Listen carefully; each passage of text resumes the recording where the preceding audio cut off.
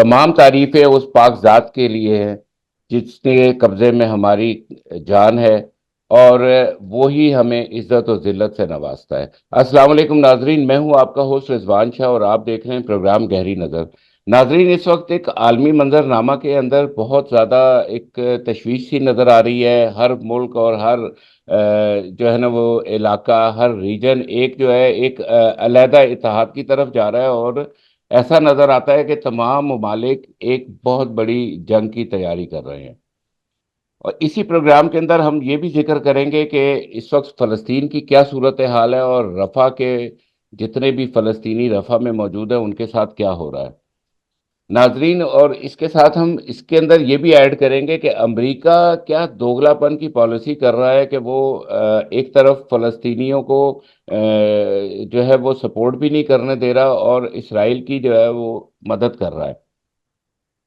इसी प्रोग्राम के अंदर हम जिक्र करेंगे रूस का, यूक्रेन का, और फिर हम ये भी देखेंगे कि ईरान इस वक्त क्या करने जा रहा है। पाकिस्तान के हवाले से और सदर ट्रम्प के इलेक्शन के हवाले से भी हम इसके ऊपर एक तफसीली गुफ्तगू करेंगे। और आखिर में हम पाकिस्तान की सियासत और पाकिस्तान की माशियत को भी लाजमी जेर बहस लेकर आएंगे। नाज़रीन, मेरे आज के मेहमान हैं मोहम्मद फैसल साहब, इंटरनेशनल मीडिएटर, बेल्जियम से हमारे साथ बराह रास्त मौजूद हैं, और हमेशा ये आकर हमें बहुत शानदार खबरें देते हैं और हमें इंसाइट्स फ्राहम करते हैं। अस्सलाम वालेकुम फैसल साहब, कैसे हैं आप? वालेकुम अस्सलाम जनाब, और आपके सामीन और देखने वालों की खिदमत में भी सलाम अर्ज है। बहुत शुक्रिया सर, बहुत शुक्रिया आपका, आप गाहे बगाए हमारी रहनुमाई फरमाते हैं। फैसल साहब, इस वक्त एक बड़ी अलमनाक सूरत हाल है फ़लस्तीन के अंदर, और जितने भी फ़लस्तीनी थे वो गाज़ा स्ट्रिप से होते हुए रफ़ा की तरफ आ गए थे, और वहाँ पर उन्होंने अपने कैंप्स लगाए हुए हैं। इतनी शहादतों के बाद, इतनी तबाही के बाद कि गजा के अंदर इतनी तबाही हुई है कि जिसको अब मुबसरीन ये बता रहे हैं कि तकरीबन 70 साल लग जाएंगे गजा को दोबारा तामीर करते हुए। और तमाम जितने भी फ़लस्तीनी हैं वो इस वक्त मौजूद हैं रफ़ा के अंदर, और रफ़ा को इसराइल ने चारों तरफ से घेरा हुआ है। और अलमनाक सूरत हाल ये है कि मिस्र ने अपनी सरहद भी बंद की हुई है रफ़ा के साथ, और फ़लस्तीनियों को उधर जाने का रास्ता भी नहीं मिल रहा। तो आप ये क्या देख रहे हैं, ये क्या घेर लिया है, ये जेनोसाइड हो रहा है पैलेस्टाइंस का, पैलेस्टीनियंस का, ये क्या है सूरत हाल? इसके ऊपर आप तफसीली हमें आगाह करें। बिस्मिल्लाह रहमान रहीम, बहुत शुक्रिया जनाब आपका। और असल में जैसा कि आपने अपने इंट्रो में कहा कि जो कुछ सूरत हाल इस वक्त दुनिया की चल रही है, ख़ास तौर पर जो गज़ा की सूरत हाल है, बिलाशुबा इसमें कोई शक व शुबा नहीं होना चाहिए कि इंतहाई संगीन सूरत हाल है। और एक बहुत बड़ा इंसानी अलमिया, बहुत बड़ा इंसानी अलमिया तारीख का, शायद मैं समझता हूँ कि अगर उससे दूसरी जंग अजीम से ज्यादा भी अगर कहा जाए तो इसमें कोई दरोगोई नहीं होगी जो होने जा रहा है। और इस वक्त जो आपने बताया कि वाकई तकरीबन 2 दिन हो चुके हैं, गजा के ऊपर जो है, बॉर्डर्स के ऊपर जो है उनके हल्की हल्की बमबारी अभी शुरू की है, मतलब इनिशिएटिव इस तरह है। लेकिन उन्होंने बहरहाल जंग स्टार्ट कर दी है। और अभी जब आप मुझसे बात कर रहे हैं तो आज अब से तकरीबन को 8 घंटे कबल या 9 घंटे कबल जो है, रात के अंधेरे में सैकड़ों टैंक जो है वो रफा में दाखिल किए गए हैं। और अब वहां से सूरत हाल जो हमें पता लगी है वो ये है कि जैसे जैसे वो जिन इलाकों में दाखिल होते आते हैं वहां पे वो हमले करते जा रहे हैं। और जब से ये सारा मामला इब्तदाई, मतलब जो इनके अटैक्स जो शुरू हुए हैं उस वक्त से लेके अब तक तकरीबन 170 से करीब जो है ना लोग इसमें शहीद हो चुके हैं। अब जहां तक आपने बात की कि रफा के मामले पर, देखिए रफा में एक मसला ये है कि ये तो सारा मामला गजा से आपको पता है शुरू हुआ है। और गजा में इतने सारे लोग हमारे शहीद हुए, मोर देन 40,000। अब ये तो मीडिया बताता है 30,000 32,000, लेकिन जो मेरे पास आदाद शुमार हैं, जो बैन अवी और जो बिल्कुल गैर जानिबदार, मतलब जो है जो इसको मॉनिटर करते हैं, वो कहते हैं कि मोर देन 40,000 जो है ना, मतलब शहादतें, कुछ लोग उसे 50,000 तक भी बताते हैं, वो हो चुकी हैं। और इसी तरह लाखों लोग जो हैं उसमें पैरालाइज हुए हैं, जख्मी हुए हैं, बहुत सारे अपने बड़े घरों का तो कोई शुमार ही नहीं है।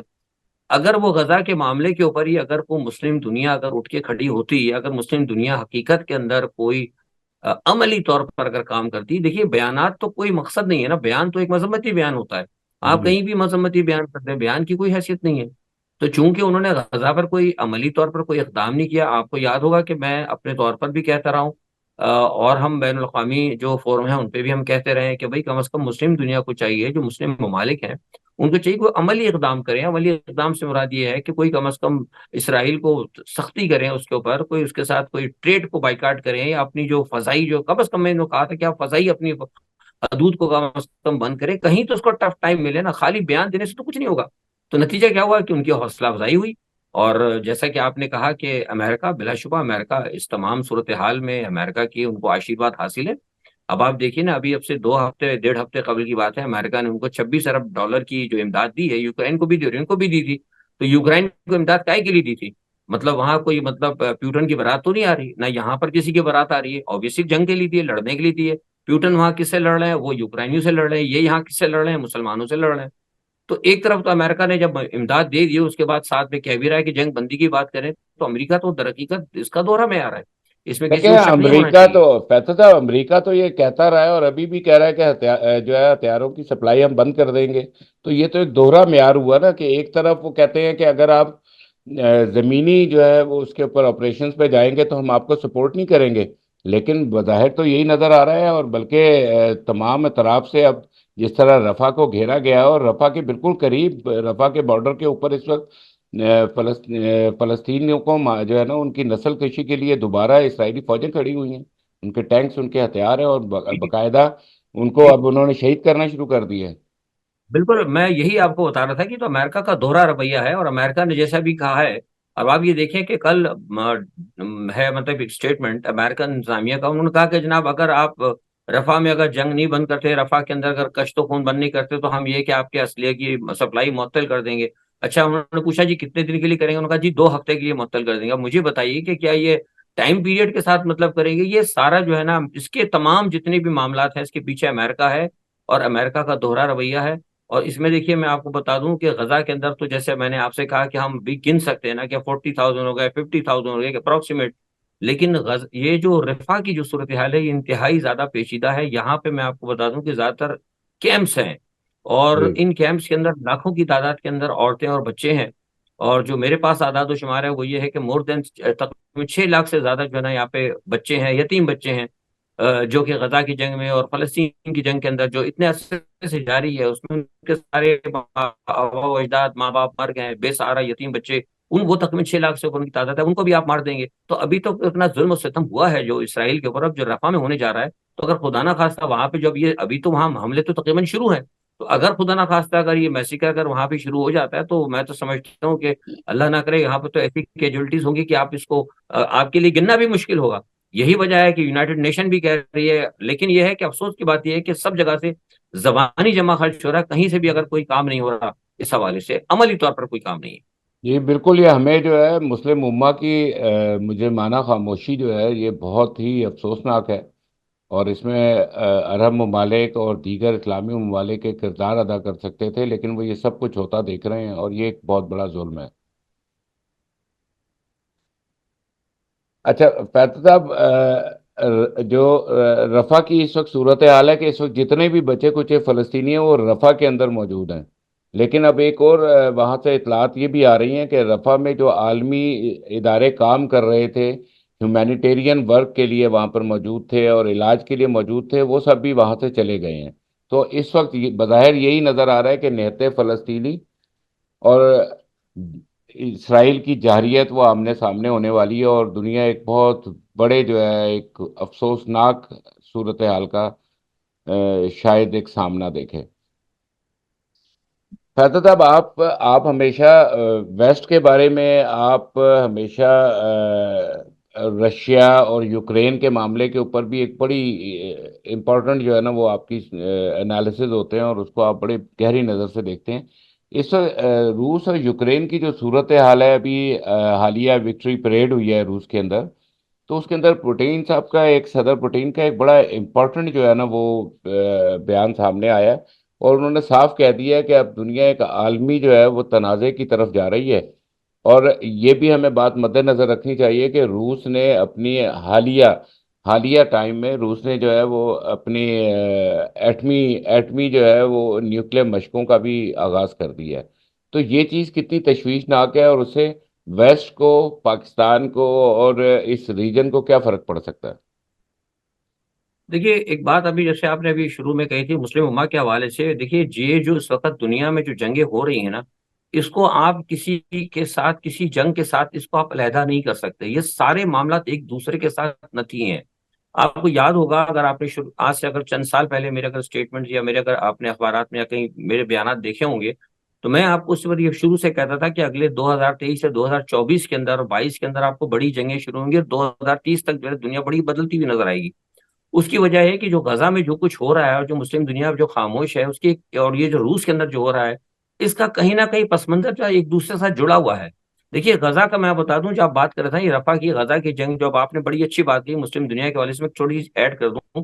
इसके जंग का जो ब्लू प्रिंट जो है ये अभी नहीं है, ये इस जंग का ब्लू प्रिंट उस वक्त तैयार हुआ था जब पाकिस्तान के साबिका वजीर आजम जो है इमरान खान, जो पाकिस्तान के साबिका वजीर आजम है, उनको मलेशिया और तुर्की और पाकिस्तान वो जो ट्रायंगुलर समिट होने वाली थी, समिट पे जाने पे अमेरिका ने और सऊदी ने रोका था।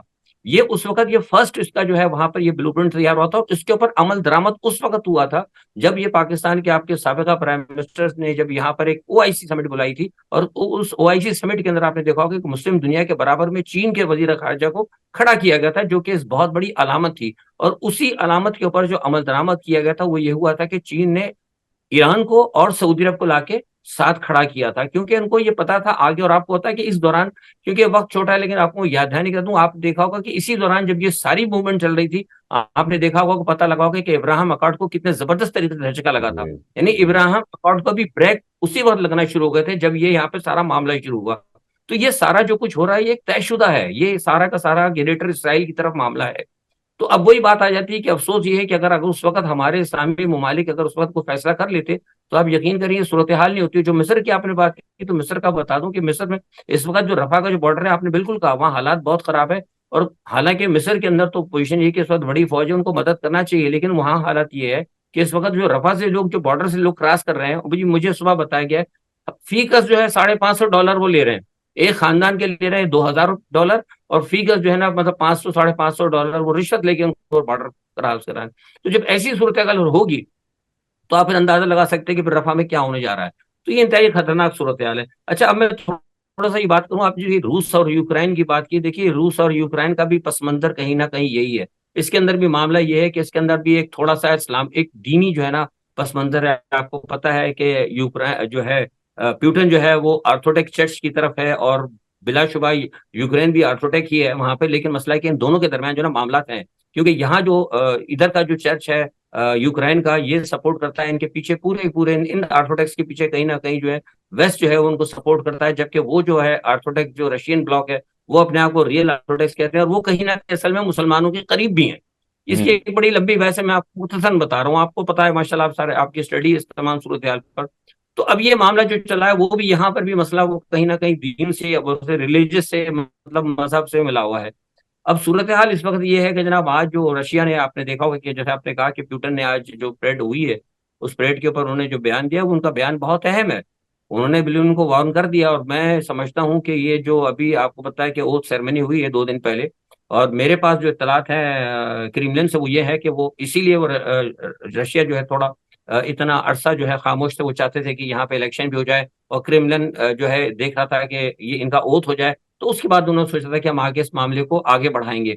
तो ठीक आज है। जो जैसे आपने देखा है कि प्यूटन ने जो उनको धमकी दी है, वो धमकी कोई मामूली बात नहीं है, वो अभी हकीकत की बात है कि उन्होंने कहा है कि अगर मामला नहीं रुका तो वो फिर ये कम से कम 3 शहरों को जो है ना वो निशाना बना सकते हैं, जिसमें उनका जी। कहना था कि ब्रिटेन को करेंगे, पेरिस को करेंगे और वॉशिंगटन को करेंगे। और ये अभी 2 दिन पहले जो उन्होंने बयान दिया था प्यूटन ने, उसके फौरन बाद आपने देखा होगा कि ब्रिटेन से एक बंदे को, जो उनका डिप्लोमेट था, उनको एक्सपेल किया है, रशियन डिप्लोमेट को, और कह दिया है कि वो मतलब वो मिलिट्री अटैची था। बहरहाल देनों वैरी वाले उनको पता होता है कि ऐसे आदमी तो नहीं आ सकता कोई भी।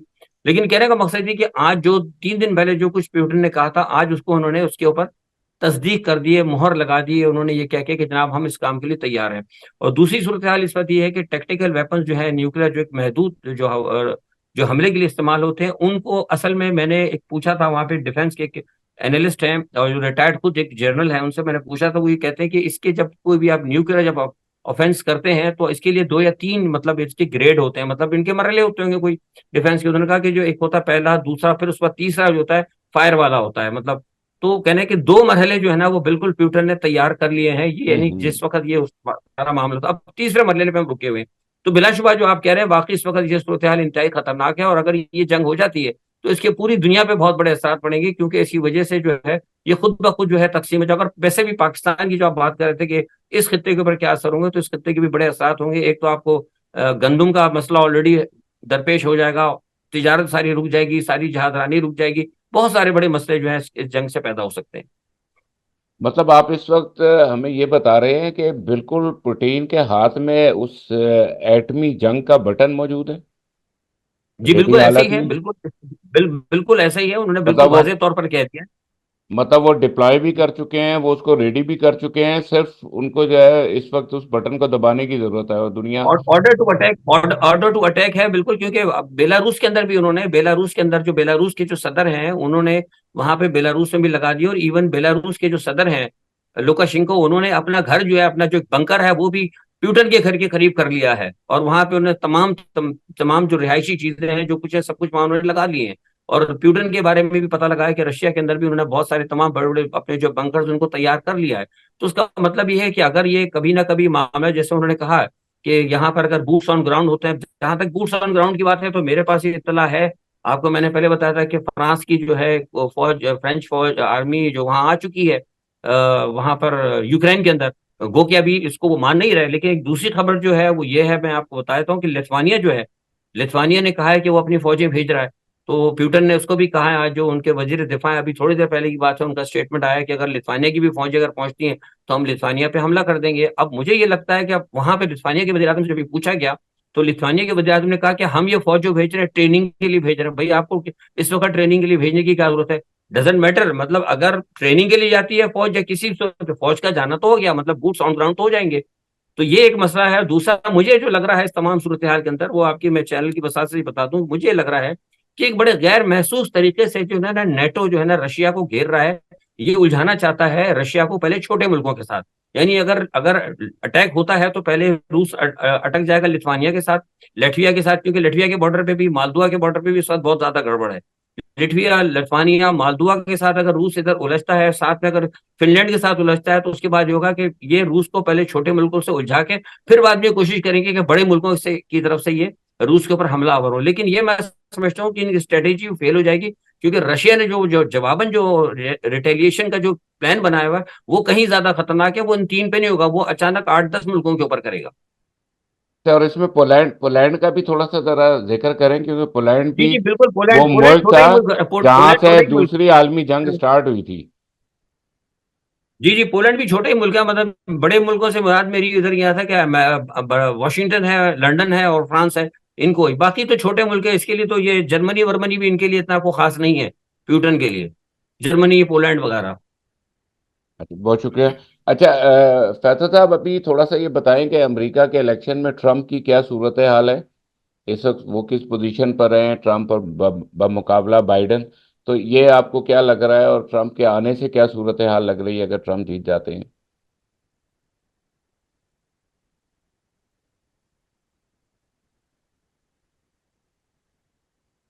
देखिए, ट्रंप के आने से तो सूरत हाल जो है बड़ी तब्दील हो सकती है, और तब्दील हो भी रही है। जो मेरे पास इतलात हैं, आपको पता होगा, मैं तो तकरीबन 4-5 माह से कह रहा हूँ ट्रंप की कसम को बड़ी। और अगर ट्रंप व्हाइट हाउस में अगर आ जाते हैं तो बहुत सारी बैन अवी पॉलिसी है जो अमेरिका की है, आपको पता है, बुनियादी तौर पर रिपब्लिकन हो या डेमोक्रेट्स हो, इनकी पॉलिसी बुनियादी तौर पर अपने जो अमेरिका के लिहाज से तो वो सेम होती है, लेकिन कई मुल्कों के हवाले से उनकी पॉलिसियां तकरीबन मुख्तलिफ होती हैं। तो खास तौर पे जो है ट्रंप की जो पॉलिसी होगी वो नेटो के हवाले से बड़ी तब्दील हो सकती है, और शायद इसीलिए गालिबा मुझे लग रहा है कि ट्रंप के आने से पहले पहले ये भी चाहते हैं कि कोई कैसी जंग हो जाए या जंग के अंदर अमेरिका उलझ जाए, जो कुछ इंतखाबात को आगे पीछे किया जा सके। बिलाशुबा पाकिस्तान के ऊपर भी इसके बड़े असरात होंगे, क्योंकि बुनियादी तौर पर ट्रंप जो है वो नहीं चाहता कि यहाँ पर कोई जंग वगैरह हो। और दूसरा, जो कुछ इस वक्त पाकिस्तान के अंदर जो सूरत हाल है और जिस तरीके से पोजीशन को, मतलब मगरब की पोजीशन को टो किया जा रहा है, उसके ऊपर भी ट्रंप के कुछ तहफुजात हैं। तो हो सकता है कि ट्रंप के आने के बाद यहाँ भी आपको आपको तब्दीली देखने में मिलेगी, और आपको रूस और यूक्रेन, इवन यूरोपीय ममालिक के अंदर भी बड़ी आपको तब्दीली देखने को मिलेगी।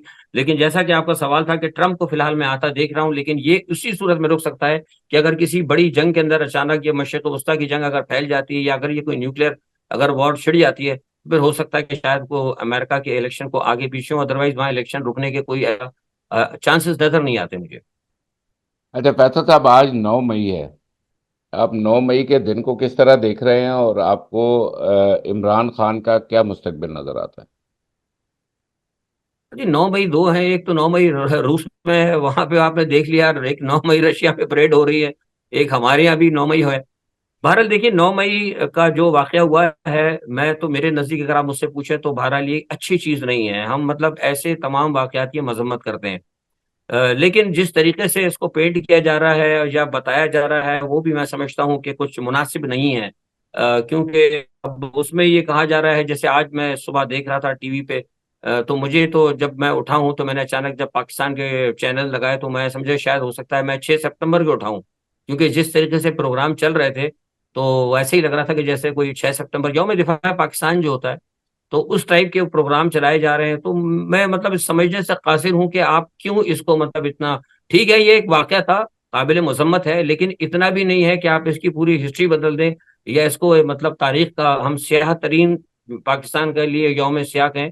पाकिस्तान का मैं समझता हूँ यौम सियाह जो था वो दिन था जब पाकिस्तान के नजरिया पाकिस्तान को डुबो दिया गया था, और इंदिरा गांधी ने कहा था कि जब हमने पाकिस्तान के नजरिए को डुबो दिया है और जब पाकिस्तान को दो लख्त किया गया था, दर हकीकत मैं समझता हूँ कि वो हमारा यौम सियाह था, उसको तो हम यौम सियाह के तौर पर नहीं मनाते। तो बहरहाल ये है कि मैं ये कहूंगा कि दोनों तरफ से जो है मतलब इसके ऊपर कुछ इसको अपने लिए इस्तेमाल किया जा रहा है। जहां तक इमरान खान के मुस्तकबिल का मामला है, देखिए इमरान खान के लिए मैं ये समझता हूँ कि इमरान खान के हवाले से इनको कहीं ना कहीं हर सूरत में इनको नेगोशिएशन करना पड़ेगी। अगर ये नेगोशिएशन नहीं करते इमरान खान के साथ तो ये मामला बढ़ेगा, ये मामला खराब होगा। और जैसे आपने अभी ट्रंप के हवाले से पूछा था, तो मैं आपको पहले से कह रहा हूँ कि अगर ट्रंप आ गया तो ये मेरे पास इत्तलात हैं कि ट्रंप जो है ना, इमरान की इस मौजूदा सूरत हाल से जिस पोजीशन में इमरान को रखा गया है वो उससे सख्त नाराज है। ये मैं आपको बताइए, मेरे अपने जराए मैं बहुत पहले कह चुका हूँ। तो मुझे नहीं लगता कि इमरान खान को की इस पोजीशन में या इनको ये सजा दें जो भी अब कहा तो ये जा रहा है। आपने देखा भी होगा कि अदलिया की तरफ से भी अब बातें आपने देखी हैं, अदलिया में आ रही हैं। तो असल में मुझे भी लगता है कि इनको भी यहाँ पर एहसास है कि अगर ट्रंप आ जाता है, जैसे जैसे ट्रंप के कदम जो हैं बढ़ रहे हैं व्हाइट हाउस की जानिब, तो यहाँ भी इनको नजर आ रही है plan A, plan B, plan C इन्होंने भी तैयार कर रखा है कि जब देखेंगे कि बिल्कुल मामला तैयार हो गया है और ट्रंप आने ही लगा है, तो फिर ये अदलिया के जरिए कुछ ना कुछ इमरान खान को हो सकता है रिलीफ दे दें। और आपने महसूस भी किया होगा कि थोड़े से मामला में लचक आ रही है। तो ये बहरहाल है कि ये सारे मामला जो है इमरान खान को, अगर ट्रंप नहीं आया और बाइडेन इंतजामिया रही, तो फिर हो सकता है कि इमरान खान के लिए बड़ा मसले जो है खराब होंगे। लेकिन जहां तक मैं पहले अपनी बात को दोबारा दोहरा दूं कि अगर इमरान खान को मुसलसल पाबंदी सलासल रखकर इन्होंने अगर इस तरह जो सूरत हाल है उसको अगर आगे कैरी करने की कोशिश की, तो उसमें मुल्क का बड़ा नुकसान होगा, माशी तौर पर पाकिस्तान को बहुत नुकसान होगा। अच्छा फैसल साहब, जाते जाते प्रोग्राम के आखिर में थोड़ा सा एक मैं आपको ये भी बात करना चाहता हूँ कि देखें, सदर पाकिस्तान के ओहदे पे पाकिस्तान पीपल्स पार्टी के सदर जरदारी इस वक्त मौजूद हैं। उसके अलावा उन्होंने 3 सूबों की गवर्नरशिप भी ले ली है। ठीक है। और अब ये बात भी जो है बिल्कुल अब करीब है कि पीपल्स पार्टी पाकिस्तान मुस्लिम लीग नून के साथ काबीना में भी शामिल होगी और वजारतें भी लेगी। तो ये सेटअप आपको कितना एक मजबूत नजर आता है? और इस सेटअप के साथ ही अभी जून में बजट आने वाला है, और हमारी माशी सूरत हाल आपको पहले ही पता है, इस वक्त इन्फ्लेशन बहुत है, और काफ़ी अवाम भी जो है वो बुरी सूरत हाल का सामना करें। तो ये आखिर में आप अब हमें ये समझाएं कि ये आपको क्या सेटअप नजर आ रहा है सियासी पाकिस्तान का? देखिए, ये जो अभी करवा रहे हैं ना सारा, पीपल्स पार्टी जो जा रही है साथ, बुनियादी तौर पर इनका बस वो एक ही है जो मेरे पास इत्तलात है, वो यही है कि जिस तरह ये इमरान खान को दीवार से लगा रहे हैं, और इमरान खान की एक पब्लिक आपको होता है कि प्रेशर है, और पीटीआई को कमजोर करने के लिए या पीटीआई को तोड़ने के लिए, इस मौजूदा सेटअप को चलाने के लिए ये बड़ी कोशिशें कर रहे हैं। और इसी कोशिश के लिए पसे पर्दा सबको कहा जा रहा है कि आपका जो है सबसे बड़ा जो मुखालिफ है, या आपको अगर पॉलिटिकल तौर पर अगर कोई शख्स एलिमिनेट कर सकता है तो वो इमरान खान है। तो लिहाजा इस वक्त ये जो इकट्ठे हो रहे हैं, ये मुल्क के लिए इकट्ठे नहीं हो रहे हैं, ये सिर्फ और सिर्फ अपनी सियासी जो एक साख है उसको बचाने के लिए इकट्ठे हो रहे हैं।